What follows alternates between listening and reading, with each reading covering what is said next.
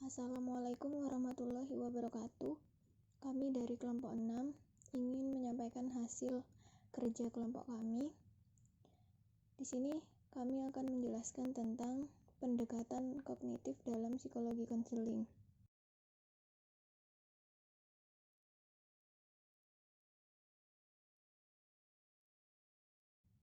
Sebelumnya perkenalan dulu ya. Kelompok kami terdiri dari 5 anggota. Yang pertama ada Alif Hurufil Masyur, yang kedua ada Safira Maulidia, kemudian Salsabila Rizky Kurnia Afin, Saswana Safura Faradisa, dan Alif Lailatul Maswurah.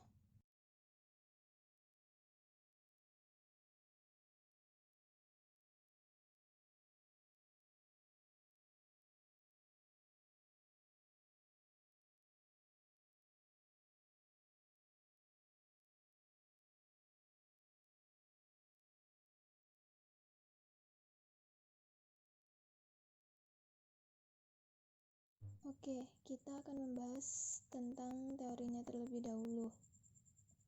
Pada hakikatnya, seseorang manusia tidak bisa terlepas dari suatu problem. Jadi, setiap orang itu, setiap individu dalam kehidupannya pasti tidak terlepas dari yang namanya masalah, maupun entah itu entah masalah kecil maupun masalah besar. Nah, individu ini pasti membutuhkan individu lain untuk membantu menyelesaikan masalahnya.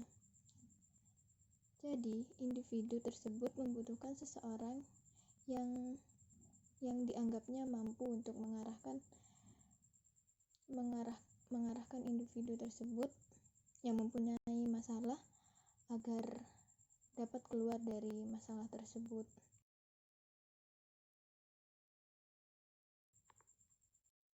Nah, di sini konseling merupakan salah satu teknik bimbingan yang bisa membantu menyelesaikan suatu masalah.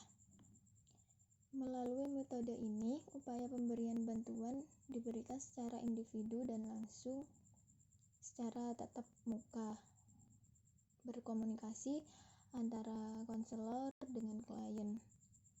Dengan perkataan lain, pemberian bantuan yang dilakukan melalui hubungan yang bersifat face-to-face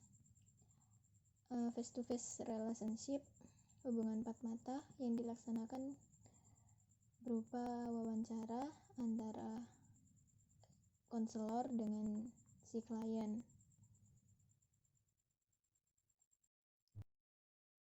Di sini kajian teorinya adalah teori kognitif, di mana Piaget menyatakan bahwa cara berpikir anak bukan hanya kurang matang dibandingkan dengan orang dewasa karena kalah pengetahuan. Jadi maksudnya di sini adalah kenapa anak-anak itu dianggap tidak matang dalam menyelesaikan suatu masalah dibandingkan orang dewasa, karena anak-anak ini dianggap kurang memiliki pengetahuan atau pengalaman sebelumnya dibandingkan orang dewasa. Akan tetapi juga berbeda secara kualitatif. Menurut penelitiannya juga bahwa tahap perkembangan intelektual individu secara perubahan umur sangat mempengaruhi kemampuan individu mengamati ilmu pengetahuan. Piaget juga mengemukakan penjelasan struktur kognitif tentang bagaimana anak mengembangkan konsep dunia di sekitar mereka. Teori Piaget sering disebut genetik epistemologi atau epistemologi genetika, karena teori ini berusaha melacak perkembangan kemampuan intelektual, bahwa genetik mengacu pada pertumbuhan developmental, bukan warisan biologis. Menurut Piaget, anak dilahirkan dengan beberapa skemata sensorimotor yang memberikan kerangka bagi interaksi awal anak dengan lingkungannya. Melalui pengalaman, skema awal ini dimodifikasi oleh struktur kognitif anak.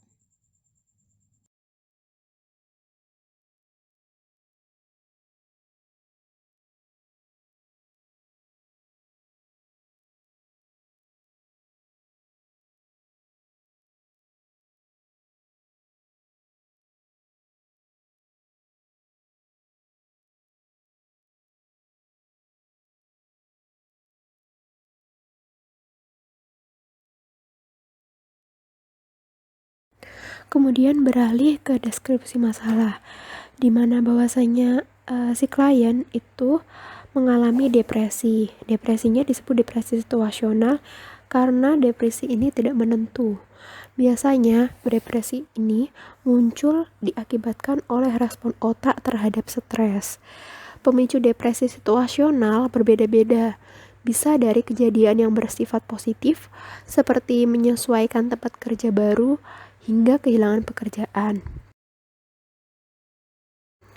Di deskripsi masalah ini yang dihadapi oleh klien, yaitu Zuhaili, nama samaran, itu klien merasa bahwa lingkungan keluarganya selalu tidak mendukung dirinya dalam segala hal, termasuk dalam masalah percintaannya.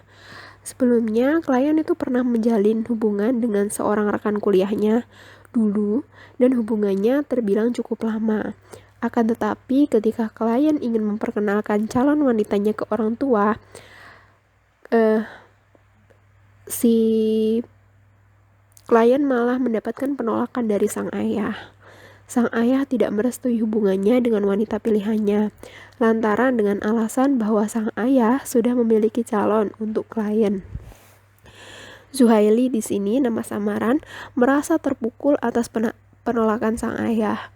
Zuhaili yang sejak kecil tidak pernah membantah perintah sang ayah, akhirnya menerima begitu saja dan memilih untuk menjauhi wanita yang ia cintai. Meskipun sebenarnya ia merasa tertekan atas keputusan yang ia buat dengan landasan karena perintah dari sang ayah. Setelah putus dari sang wanita, Zuhaili, nama samaran, mulai merasakan adanya kesakitan fisik di dalam tubuhnya, seperti ia sering merasakan pusing dan tidurnya tidak nyenyak. Zuhaili bisa mengalami penurunan berat badan yang cukup drastis, dari 50 kilo sebelum akhirnya putus, dan setelah akhirnya putus ia mengalami penurunan menjadi 39 kilo. Selain memiliki permasalahan tentang percintaannya, klien juga merasa tidak mempunyai teman. Entah mengapa dia selalu merasa ditolak oleh lingkungan pertemanannya. Dia juga selalu dituntut oleh sang ayah untuk sukses di umurnya yang sudah 26 tahun ini. Maka dari itu dia berusaha keras untuk merintis usahanya sendiri. Sekarang ia sedang menggeluti dunia wirausaha. Jadi sampai-sampai si klien ini merasa ketika dia kalau misalnya di dunia fakta, di dunia saling bertemu secara langsung, ia merasa dirinya kurang percaya diri. Ia selalu menganggap teman-temannya di sekitarnya itu menolak untuk berteman dengannya. Yang ia lakukan akhirnya ia aktif di sosial media. Ia lebih bergelut di dunia maya, seolah-olah itu menggantikannya yang selalu posesif, yang selalu negative thinking terhadap teman-temannya. Jadi ia istilahnya sangat nyaman gitu berada di sosial media. Menurut pemaparan dari si klien ini memerlukan bimbingan agar ia tidak selalu merasa tertekan atas tuntutan lingkungan keluarganya, supaya klien juga lebih berpikir positif walaupun sang ayah selalu menuntutnya dan memberikan arahan supaya si klien berani untuk speak up. Itu tidak selalu memendam apa yang ia rasakan. Memasuki pembahasan yang terakhir, yakni kesimpulan. Dari permasalahan yang dihadapi klien sangat berhubungan dengan proses kognitif yang diperparah dengan lingkungan sosial.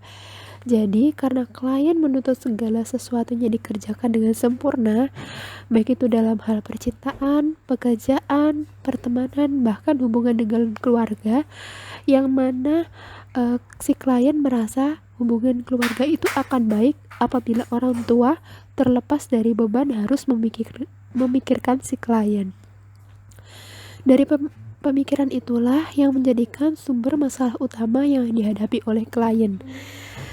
Ketika hubungan percintaannya ditentang oleh orang tuanya, menjadikannya tak mampu menentang karena takut merasa menjadi beban orang tua. Akhirnya, karena merasa gagal dalam hal percintaan, klien berusaha mengalihkan kesedihan putus cinta dengan kesibukan bekerja, hingga lupa tak sempat bersosialisasi. Hal tersebut menjadikan proses kognitif klien semakin dipush.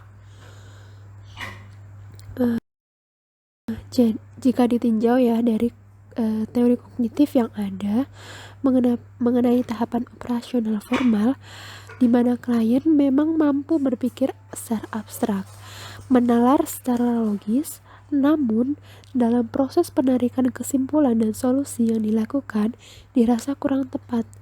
Terlebih, ia akhirnya cenderung menarik diri dari lingkungan sekitar, dalam artian fokus pada pekerjaan. Sekian dari presentasi dari kelompok kami, kurang dan lebihnya mohon maaf. Wassalamualaikum warahmatullahi wabarakatuh.